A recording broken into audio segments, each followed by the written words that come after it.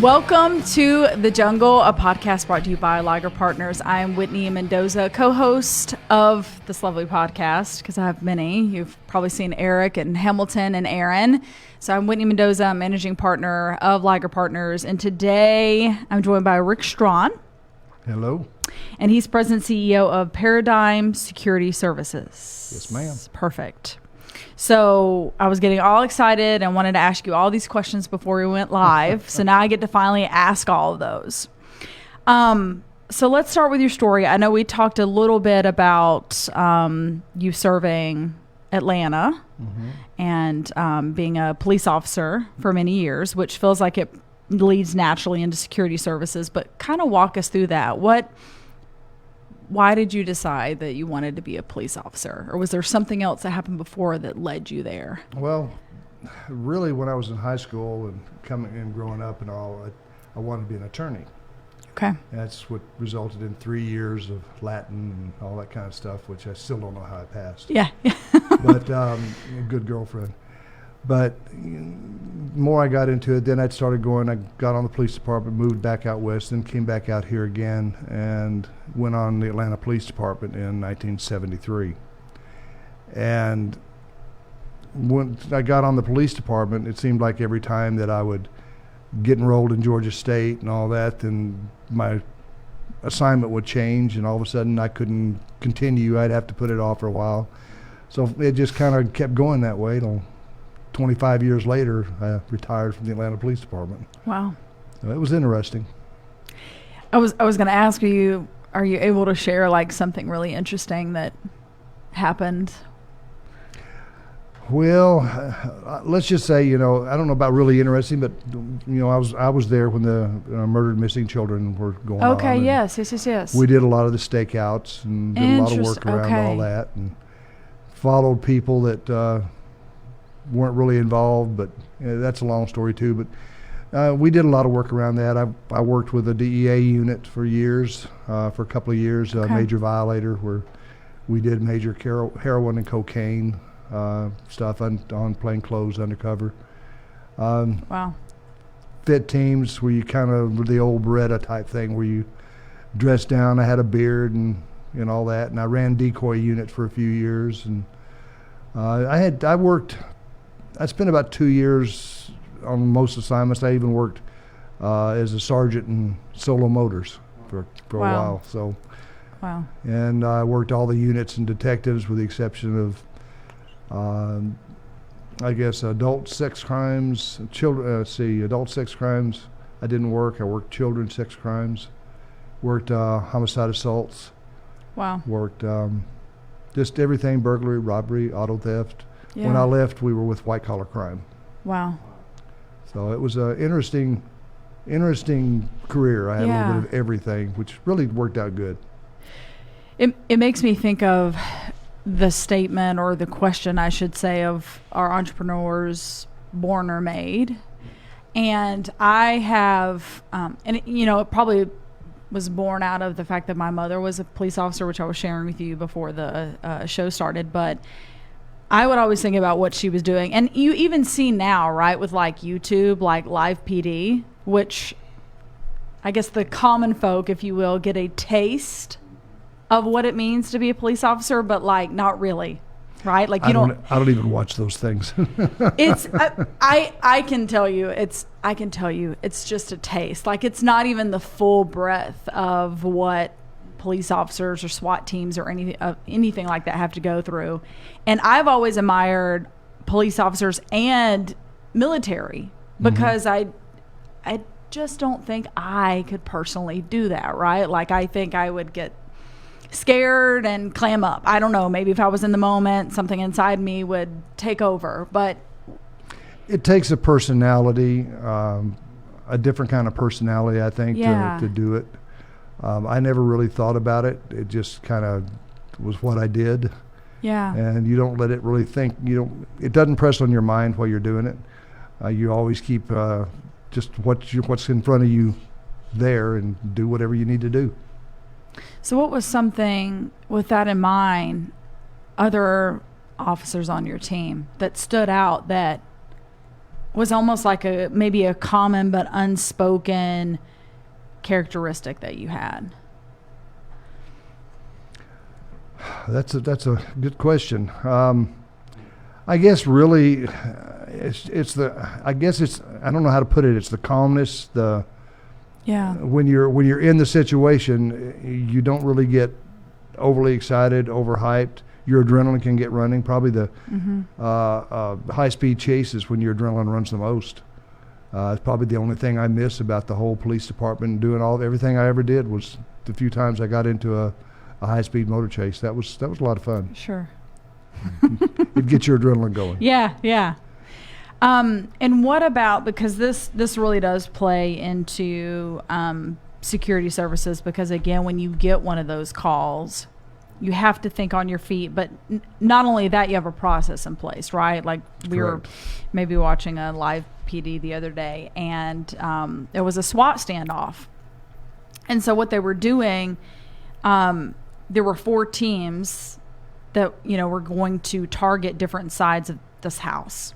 And so the team members were talking about the fact that everybody has to arrive on time, go in at the same time. They have to be communicating, because if one team was off or arrived late or went in too soon, it could throw everything out of whack. Yes, and everybody was in danger at that point. Mm-hmm. So walk us through that, because I feel like there's also a lot of similarities between that and then what it takes to run a business, right? If there's a fire that you have to get to, even if it's in your own business, you have to have a process to say, okay, this is the situation and this is how we have been trained to fix it. Well, you can imagine it's impossible to put a particular procedure in place for everything that might come up. Mm-hmm, so what you have to do is you have to generalize. We have our own training academy, for example, and part of what we train is, the process that you have to go through, the thought process. You have to, the who, what, when, where, why, how, all that. You have to go through the process to where you think out the scenario really as you're just in front of where you're at in the scenario. You're thinking ahead, and you've always got to anticipate. What if something happens different than what I think is going to happen, or what looks like is going to happen? You have to be prepared for it. So there has to be a process, and it's that way in any business. You have to put a process, and then you have to inspect what you expect. You have to you put that process in place, you put those procedures in place, but that's not good enough, because then you have to also ensure that the people within your business or within your team follow that process and buy into that process. It becomes part of your culture as your business. Right. And that's the way it is with the police department. It's a culture and a brotherhood, if you will, for a cliche, but it's a thought process that everybody is on the same page. Mm-hmm. Those that aren't on the same page, they don't last very long, because they're the ones that'll end up getting scared. They're the ones that'll end up screwing up a situation, and people don't want to work with them if they're that way. So if you don't buy into the process, you don't buy into the culture, then it's not going to work. Right. And these people have a tendency to go on and find something else. Either they go on their own, or you help them by getting rid of them. Yeah. Wow. You've got to weed things down to find the culture, people that fit your culture. Wow. And it's that way in business. So tell us about Paradigm Security Services, what you do, and then I'd love to hear kind of how you progressed, right, from going from the police department to you deciding, I want to start this. Well, that's a good question. Good thing. Really, I had no idea I wanted to be anything to do with security when I left the police department. Yeah. And then we started talking, and we'd been doing placing police officers into extra jobs since 1988, where they would do major construction, do the traffic and all that, work extra jobs. We had contracts with with the major construction companies to put police officers out there for traffic. Sure. Well, our clients decided that they wanted to have one person. They needed some people to work, but they didn't want to pay the high prices that police officers got. So they wanted somebody that was in security personnel. So in private security. So we took a look at it. My wife and I own the company, and we took a look at it, and we decided that we would go ahead, and they wanted one person, one invoice to get all services. And there weren't a lot of people doing that. It was either cops or it was private security. So we decided we'd try to do that. Well, I was getting a friend of mine with the police department who had some people that worked for him as private security officers to do it. And it just felt like they kept showing up. They didn't look right. They didn't look professional. They didn't seem to act too professional. And it just wasn't, I didn't want our name tagged with it. So we decided to go ahead and do it the right way and get a license. And so we got a license for a security company. And then as we moved forward, and this was back in 2006 when we actually incorporated Paradigm. And as we moved forward, we ended up, when I started, I was working at the table in my dining room and moved to a little desk in the dining room. And my wife is a CFO, she is a CPA and all that, so she handles all of that. Yeah. So it was just the two of us, and I was doing operations and everything, and she was doing all the financial side of it. And then we built out our basement, and we moved stuff down in the basement and put a server down there, which our server's still there. But after a while, we ended up growing enough to where we got a location over off Claremont, a little place that wasn't very nice, but we didn't ever take anybody in there. So it was an office that we could get up and set things up to get it separate. And we've moved a couple of different places. Now we're over at 1770 Indian Trail, which is a little mid-rise. And we've got a fleet of 14, 15 vehicles. And wow. About 6, 7 marked patrol golf carts and about 100 people. So wow. we've grown a little bit since I sat at my table shuffling papers. Yeah.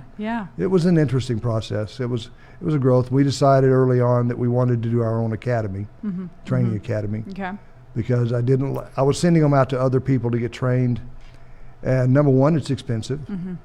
And number two, nobody does it the way that you want it done. As good as you think it should be done. So we decided to start ourselves, our own academy, and work out of our main offices. And so we have an academy now with a state certified trainer. In fact, we've got 2 state certified trainers, and one of them's post certified, and which is the law enforcement end of it. And we operate a training academy every week, doing the mandatory 24 hours, 3 days a week. And then we've developed a lot of different modules that we do on our own that are our specific modules for different areas of intervention and de-escalation and customer service, just all kinds of stuff that are totally different than the mandate. And how often do they get that training? So obviously when they come in, but is that they come in and then we try to do an annual training every year to slowly filter them back through. And that way you can, and there's other training, the tier trainings that we try to bring them in. The policies and procedures are like day one. And then we have access through our website for the policy and procedures for the employees. So the idea is to get the main training done, and then we bring them in for the modules as we do over the year, different tiers, supervisory training, that type of stuff. So what was one of the biggest challenges when you decided you're going to start a business? Probably financial end. Okay. I think that's probably one of the biggest ends with any of them. And not only that, but I think there's a lot of police officers that decide they want to go into private security. A lot of them fail. Some of them are successful, but a lot of them it just doesn't work. And I think a lot of that has to do with it's a totally different thought process between public and private security. And in public security, coming from law enforcement, you have a tendency to think a certain way. Right. And I don't care how many years that you're out of it. I spent 25 years into it. My brain still, and a lot of times, thinks along those processes. And a lot of people can't separate it. A lot of officers that try to go into it can't ever make the adjustment to get into the private security mode where it's totally different world. So that's why when I came in, I went through ASIS. It's a primary industrial security company, international security organization, and got what's called a CPP, which is Certified Professional in Security. And it's in security management. And that way it helped me to make that difference and make that split. And, you know, you can't ever quit thinking like a cop. I mean, that's just, it's something that's in your mind. It's ingrained in you. You live it. But you have to get out of that mode when you're dealing with private security. You can't stay in it.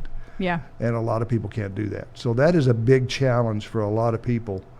But I'd say the other side is just the financial. With starting any company, you have payroll, you have taxes, you have workers' comp, you have insurance. And we spend a lot of time with second mortgages on our homes and reaching for every financial area we could get. We borrowed money from time to do the payroll on one of those services. And now we're off all that, and we don't have to worry about all that. We're self-financed. So it makes it a lot different. Yeah. But that's probably the biggest challenge anybody that goes into this business is going to have is it takes a lot of money to be able to do it right. And if you're not going to do it right, you don't need to do it. You just need to go pick something else to get into. Yeah. Interesting. Okay. It was interesting you said that about how you can't stop thinking like a police officer.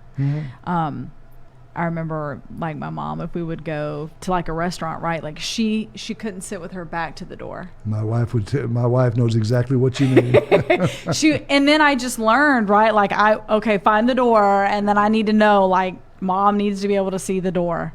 Yeah. I've learned that I have no problem saying, no, you need to sit over here. I'm sitting over there. Yeah.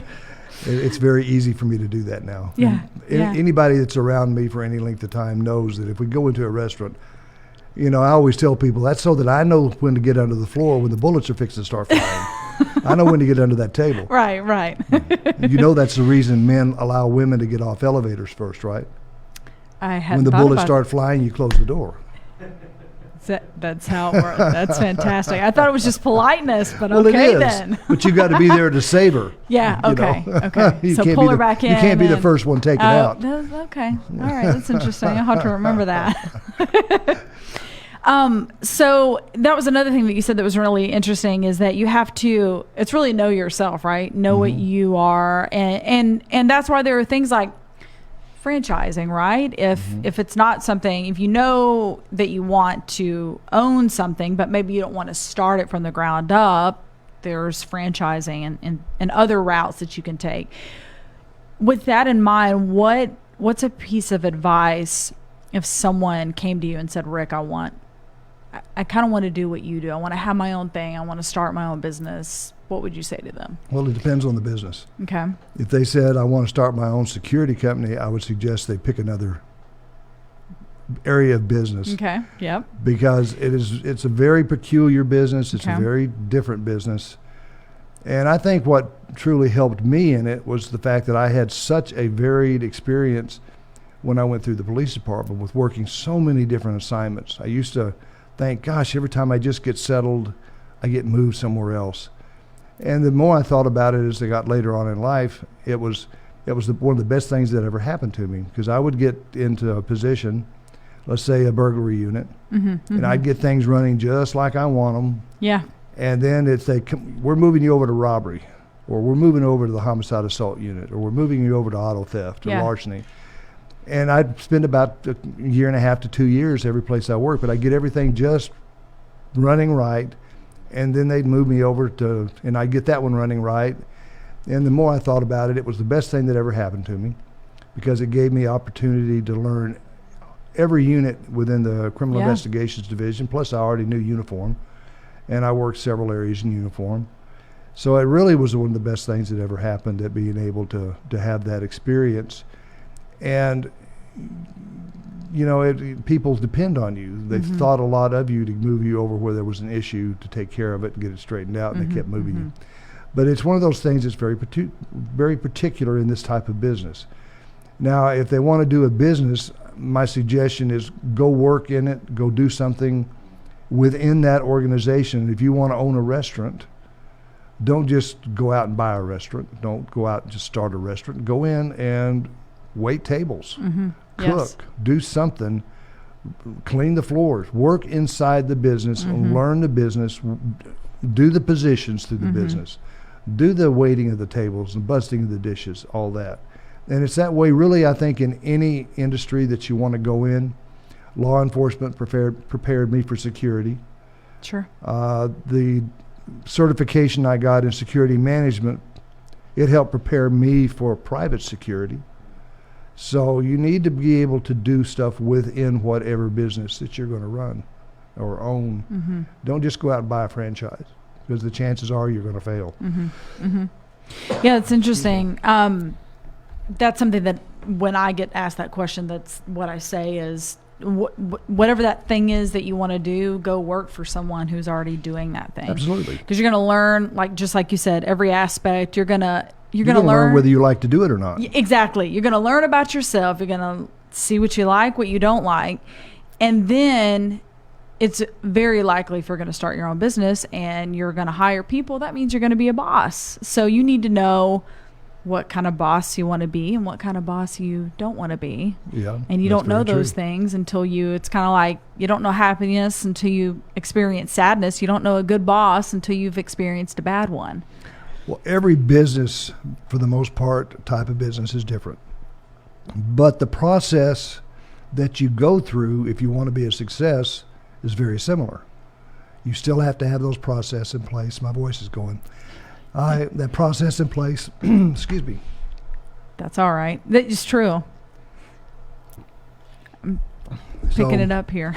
So anyway, if you don't have that process, you don't have the policies, procedures, the rules, if you don't know what you want and how you want it, then how do you get somebody on board to go that direction? How do you lead if you haven't followed? Yeah. Yeah. So if you can't follow, you can't be a leader, as Yeah. far as I'm concerned. If you know what to do, That's good. and you're able to follow somebody, and somebody tells you to do something, it's not a shoot off of the mouth or anything, you do it. That's part of your job. If it's a little above your job, you do it. You earn the respect of the person that you're working for. Or you Yeah. can earn the disrespect and you can be without a job. Yeah. But by doing it, by getting in those businesses and learning, you've got to learn how to lead. I know they say a lot of leaders are born. I don't really buy that. Certain characteristics within them are born, but you learn how to lead, and you generally learn how to lead by learning how to follow. So at least that's my opinion on it. Yeah. Yeah. So what would be, what is something that others, you feel like they assume about the industry? So maybe when people come and they say, okay, I need your services, why do they come for you? Is have they had a bad experience and they think, they're just trying another company, or what leads them to you? People usually change security services because they're unhappy with the service that they have. Okay. A lot of people are under the impression that you have this big pool of security people sitting over here. They're just waiting to run and work on their site. And if they have extra stuff, or if they don't like them, they can just say, well, I don't like that one. Rather than giving you an opportunity to constructively change that person, counsel that person, get them to develop them and train them specific to that site or to that client's needs, they just want you to change them. And that's really one of the hardest things to do with a company like ours, because you only have a certain number of people. Right. And those people, most of the time, you try to pick the site that they're assigned by the characteristics of the employee. Do they fit the site? Is that what the client wants? Well, you can't always be accurate when you first place them out there. Sure. Sometimes you have to work with them and mold them and change them. And sometimes it takes correction. Sometimes they do stupid stuff, but they're people. You're in a people industry. People do stupid stuff. And I wouldn't say it to a client, but I guarantee you there's not a single client out there that hasn't done something stupid when they were coming up there. Right.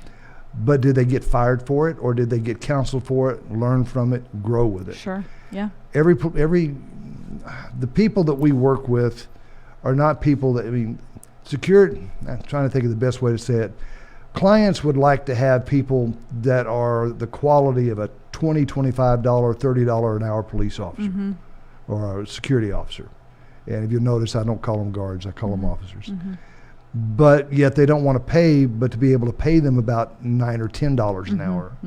Yeah. And they don't get that. You get what you pay for. And it's not because just we're not going to give you anything but what you pay for. It's just that people will only work, certain qualities of people work for certain amounts of money. And if a person wants the quality of somebody that is worth $20 an hour, then you've got to pay the price for a $20 an hour security person. Right. And it's that way in any job.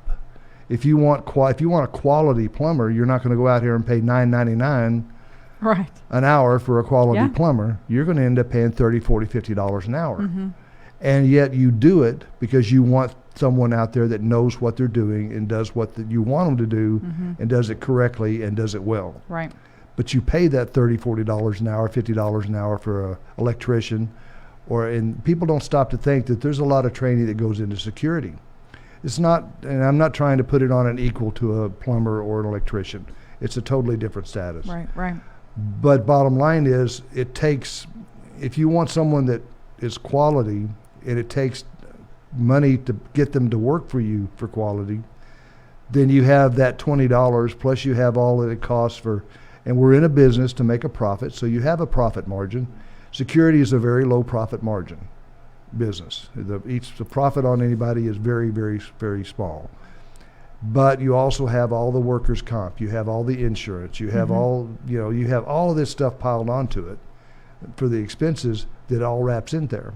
If a person was to go out here and create their own individual private security company or security force for their business, a lot of times they don't stop to think, well, it's not, I'm going to bring them in here and I can pay them $10 and $15 an hour and I can get a lot better person. Right.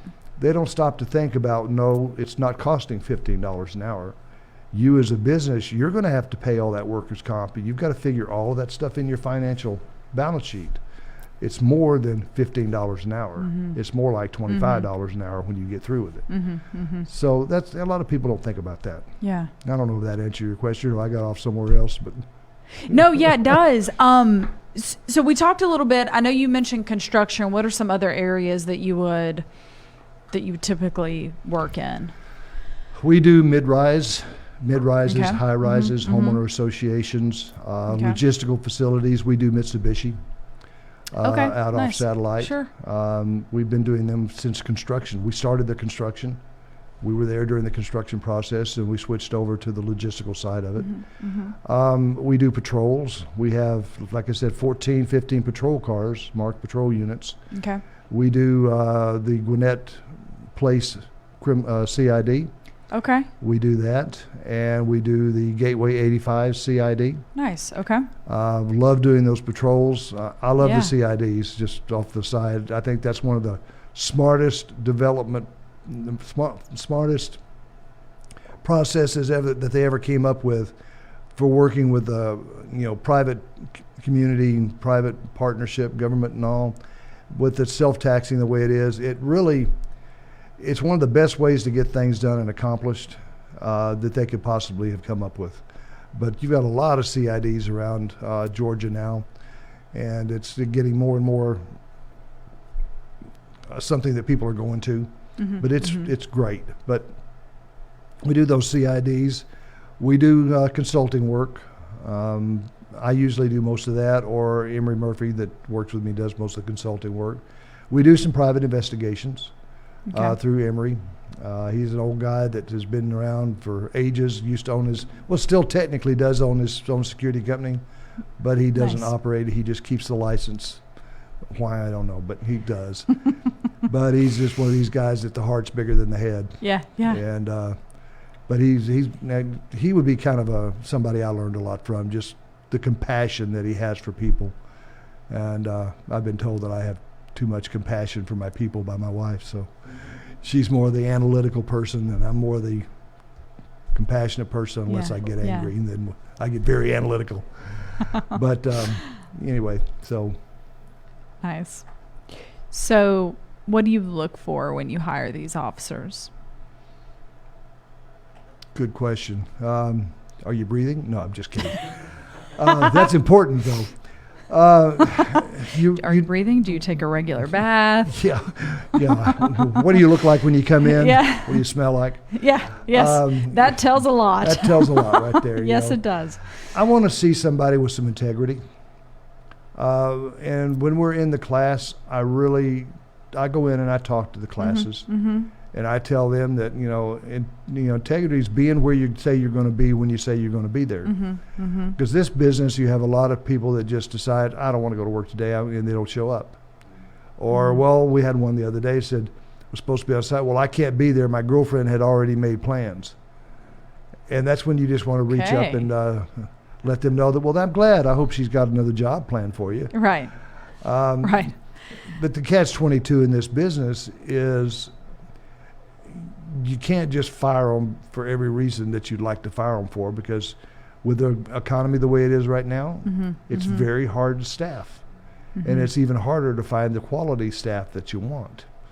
So what you have to do is you have to bring in sometimes somebody that's not as the quality you think that they should be, and then you try to train them to be the quality that they need to be. So that's the purpose of having my own academy, is to try and work with these people to get them. But you've got to have the integrity. You've got to have honesty. You never know about the integrity and honesty until you've worked them a while. But you have to have somebody that's hiring and in that position that can ask enough of the questions, ask enough of the right questions, to kind of get a feel for that integrity or that honesty and see where they're at. Yeah. That's really probably the most important thing I look for, is the integrity of an individual. Sure. And of course, we do background checks on everybody, so you can have great integrity, but if you've got a long background, a long criminal history of felonies, you're not going to come to work. Yeah. That's good. So what are some resources that you use to kind of stay up on either things that are changing in the industry or leadership guidance, if you will? What are some things that you do or that you read or listen to? Well, I think one of the best things I ever did was go through Leadership Gwinnett. Okay, I went through that and graduated in 2014, best class ever. Nice. And because you were in it, Rick. Hey, it's always the best class ever wherever you are. Right. So, yes. But that was a tremendous opportunity to learn more about the county, and you're in there with a lot of other leaders in different fields and so forth. That it was really an interesting process to go through, learning process, going through and getting the CPP certification. It was a hard certification. It's the top certification in management that you can get in the private security industry. That I learned a lot from that. And then I read a lot of the publications that come through on security. They have a ASIS convention every year that I try to go to when I can, or at least if I can't, because they're all over the nation. The last one I went to was in Vegas and was there a week. And that's just, it's hard for me to take a week off away from the company. I get antsy. But I go every year down and get for recertification points down in Florida on my CPP. And you're there with a lot of business owners. You're there with a lot of just business people, a lot of law enforcement. You're learning all things security. And anything that's coming up, anything that's new, any of the new dangers, any of the new warnings they're putting out.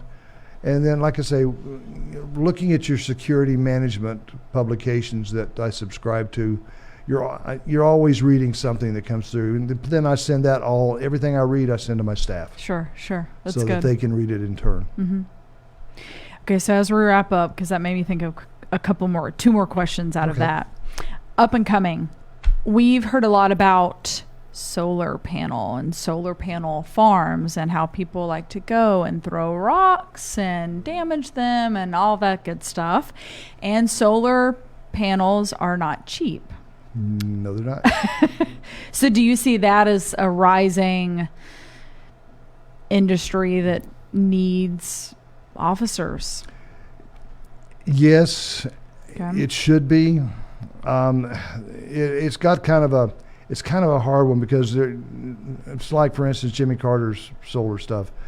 You get these big solar fields are spread out over a long period, a long area. And if It really is like a farm. Yeah, if you spread out over several acres, Yeah. then it's hard to do security on them with physical security people. Yeah. You need to have someone there. The best way to do something like that is a combination of security cameras that are monitored and being monitored. There's things like Eye in the Sky. There's a lot of different companies. Wide Eye is one of them that do monitoring. And if you have a couple of officers on site that can respond quickly to whatever they're seeing and whatever they see going on, that's your best way to do it. You can have someone on a golf cart or something like that, or on a all-terrain vehicle that can respond quickly to what they're telling you they're seeing on the camera. Private security in and of itself, just security officers, it's going to be hard unless you've got a lot of them, and then it becomes very expensive. And cameras are great, but if you don't have anybody to respond to them, it just tells you, yeah, we saw them do it. Right, yeah. And they did it at this particular time.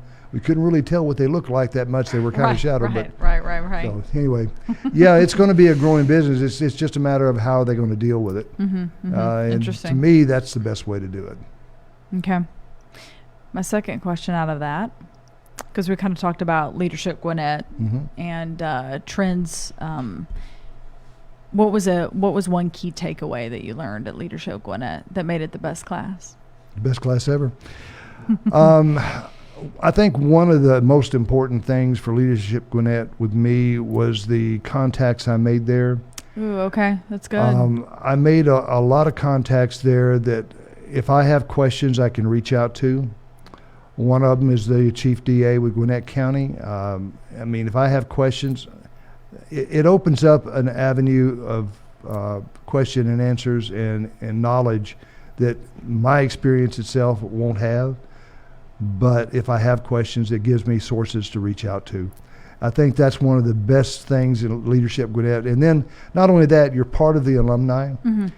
And if you're a Leadership Gwinnett graduate, you can reach out to anyone that's a Leadership Gwinnett graduate, even if it was 20 years ago, and they'll be glad to talk to you and answer your questions. Interesting. So that's it's nice. a very, very good opportunity and brotherhood, if you will. Yeah. There's that word again. Yeah. So you have your own show. Yes, I do. So tell us about that. When can we listen to it? Where are you at? Give us all the details. Well, I'd be glad to. It's called Case in Point. All right. And I I'm like that. That's thank you. very That nice. was actually someone that works for me that came up with that name. Nice. Ed, I'll give you a shout out. But I actually liked it. And so Case in Point is we broadcast live from the Gwinnett Business Radio X studios. Okay. And they're located at Sonesta Gwinnett Place Hotel. The show itself broadcasts every Wednesday at 11:30 to noon. And occasionally we might have a repeat on there that we've done, but it's like tomorrow, Corinne Wing, who was the National Teacher of the Year, which is an extremely unbelievable honor. She's actually going to be on the show tomorrow. She's the principal at Collins Hill High School here in Gwinnett County. But it's one of those things where you get an opportunity to talk to people that have a totally different viewpoint than you do. I do a lot of community service shows on there. I'm really supposed to use that show to get people in that I want to do business with and learn to meet them, but the problem is I end up doing more community service stuff because I like giving them the opportunity to have a stage to get their message out.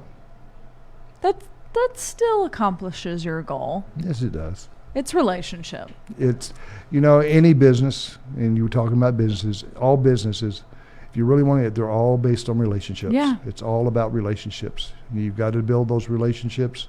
If you don't, you're not going to go anywhere. Yeah. But Paradigm Security, anybody wants to look it up, it's, of course, www.paradigm, and that's Paradigm, paradigmsecurity.net. And our offices are 678-684-4400. Info@Paradigm Security will get an answer from us. Perfect. Feel free to contact us if you just have questions. We do free business seminars, not webinars, but little lunch and learns. We do those. Okay, nice. So we'll get with you and talk about something that's through terrorism, active shooters, stuff like that. Okay. And we don't charge to do that. Very nice. So we just work with the communities. Well, Rick Strawn, President, CEO of Paradigm Security Services, thank you for joining me today. Absolutely loved it. Thanks so much. I'll have to get you to come on my show.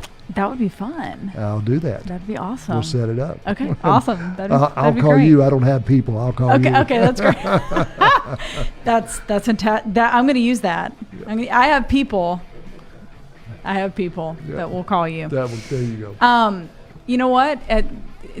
Rick's teed me up. If you want to be on The Jungle, we have people that will reach out to you. So reach out to us and we'll reach out to you.